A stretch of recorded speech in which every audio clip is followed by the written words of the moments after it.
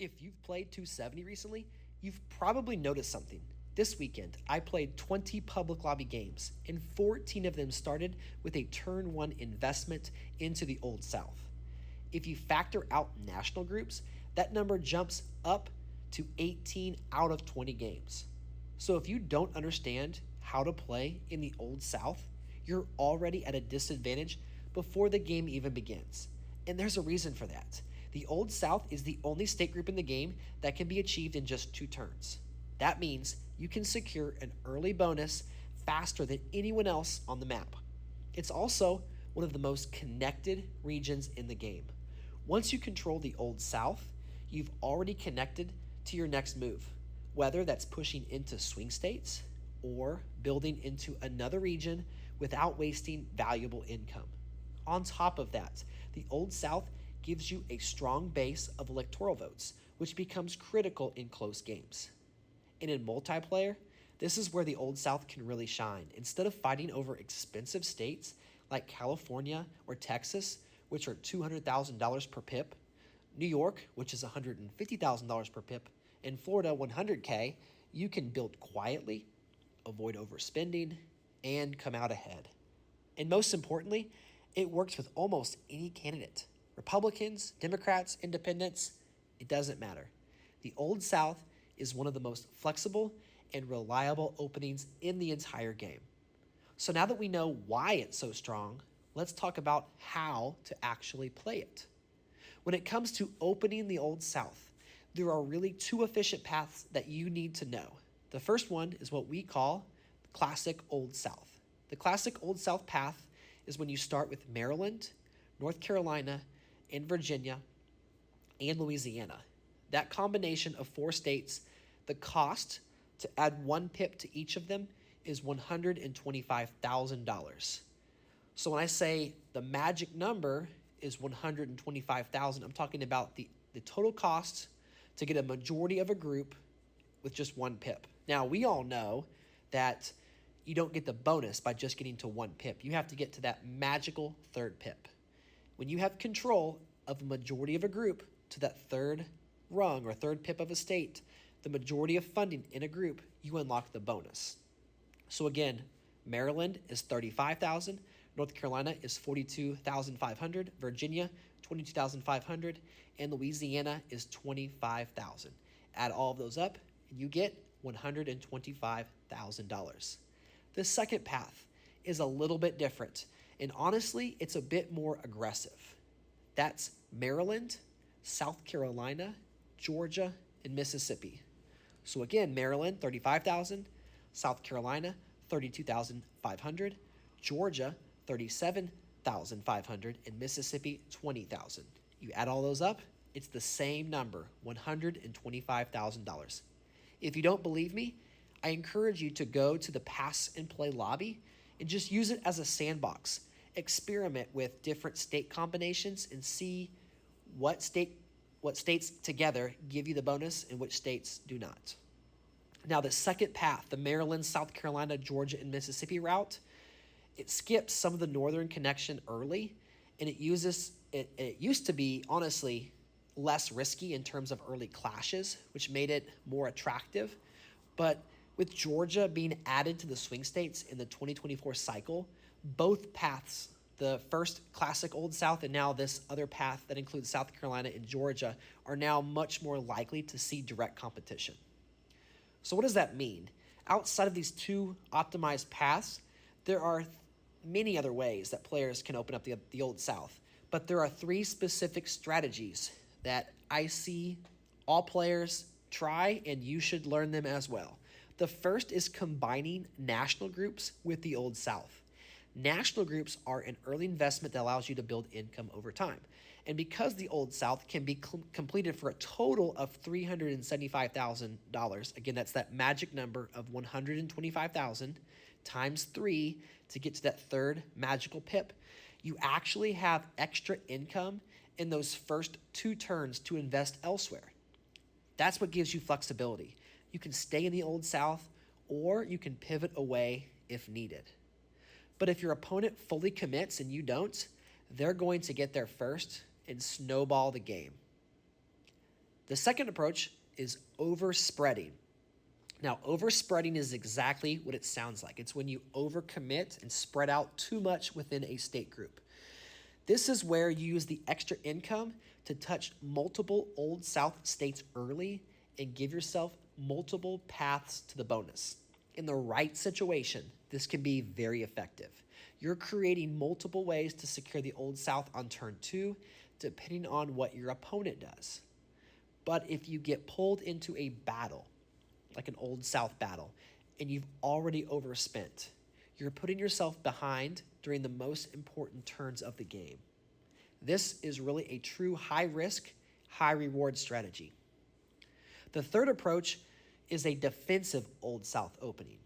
Here, you're not trying to win the Old South, you're just trying to control how it's played. You can test key states like Virginia or North Carolina and force your opponent to spend more than they want to, because how you contest the Old South matters.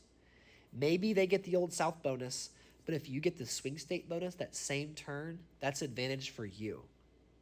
Part of the advantage of having Old South is getting it before anyone else gets a bonus. You want to contest states that connect to other bonuses. And what I mean by that is Maryland and Virginia specifically are both part of high tech.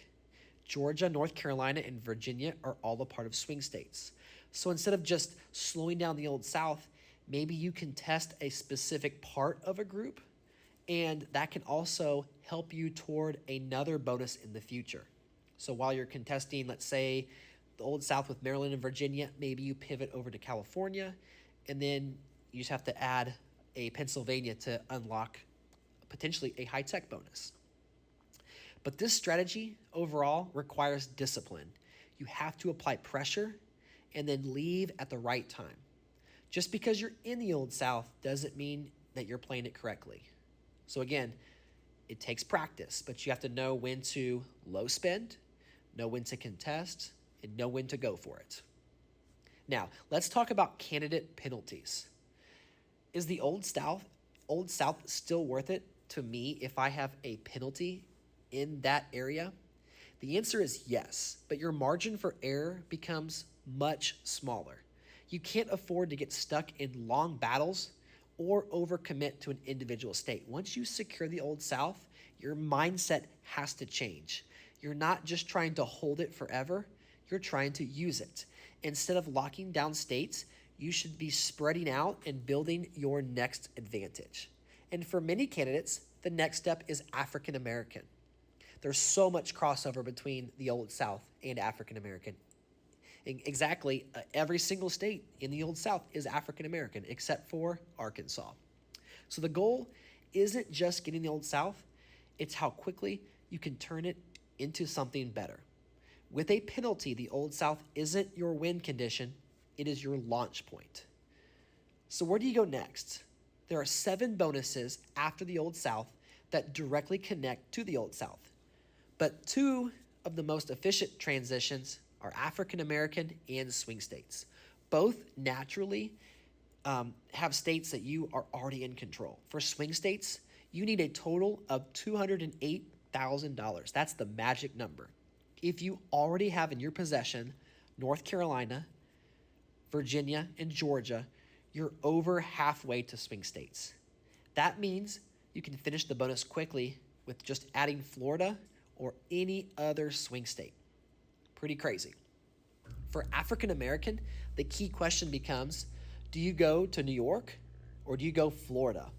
Both can work, but New York is usually the cleaner path. It gives you more value toward the bonus, and it avoids direct conflict if your opponent is likely headed into the swing states next. Sometimes the best move isn't always the obvious one. It's the one your opponent isn't taking, especially in multiplayer. Now, let's talk about the big decision. After the Old South, do you go into Texas or California? Okay, let's say this is a multiplayer game and Florida and New York are off the table, or you've gone into a rock'em sock'em match and the Old South is mostly claimed or locked, and Florida is clearly one player and New York is clearly the other player. Do you tend to go for Texas or California? Some candidates will naturally pull you in that direction. It's risky, but it can unlock powerful bonuses. California offers higher electoral value and a path into high tech. Texas offers strong combinations, especially with the manufacturing bonus. So the real question is, do you want the higher EV count or the stronger bonus synergy? And more importantly, what is your opponent doing? The best choice isn't always the strongest path. It's the one your opponent can't stop. And also, where are you in the game? If it's the end of the game, EVs matter a heck of a lot more than bonuses. If we're talking about the beginning or the mid part of the game, you want to get as much income and snowball that into electorals. Hopefully that makes sense. Finally, let's talk about the biggest difference, 1v1 versus multiplayer. In 1v1 games, the Old South is almost always contested. We just talked about the statistics at the beginning of the video. I mean, I've played so many games, and like every game, players are starting in the Old South. It's crazy. It's either a fight, a quick win, or a back and forth battle. But in multiplayer, the game opens up. Players can take different paths, and it's possible to secure multiple bonuses uncontested. You can even build what I call the OASIS strategy. That's an acronym, OASIS, OASIS. That stands for Old South, African American, and swing is strong by turn 4 if the lobby splits correctly. So let's say you have one player going the Texas route, one player going out of New York and try to get town and gown, another player going into national groups. That's just going to open up the door where you can go classic Old South, add Georgia. You can then fill in Arizona and Michigan and Florida, and you've got all 3 of those powerful bonuses. So your strategy will depend on the type of game you're playing. In multiplayer, it can be better to lock key states early and stockpile income.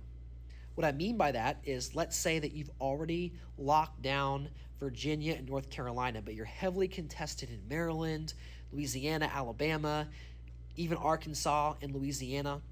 If you want to lock down Maryland and Louisiana and get those same 4 classic Old South states where they're locked to the 10th pip, that means that no one can steal that bonus from you the rest of the game. And so if it's a multiplayer game and players are eliminated at the ballot round, you'll have this bonus fund that keeps adding up, that when those states become available, when they're eliminated, hopefully it's not you, you can then use all of that bonus fund to secure all of the electoral votes in the Old South. That kind of forward planning gives you more paths to victory. In 1v1, you're playing against your opponent. In multiplayer, you're playing against the entire map. So that's the Old South in a nutshell. I hope you've enjoyed this type of strategy talk. I tried to kind of make a notebook of thoughts that helped me talk through this video, and I did get to play a couple games of 270. I am going to do this for all of the state groups, so thank you so much for watching, and I'll catch you in the next 270 video.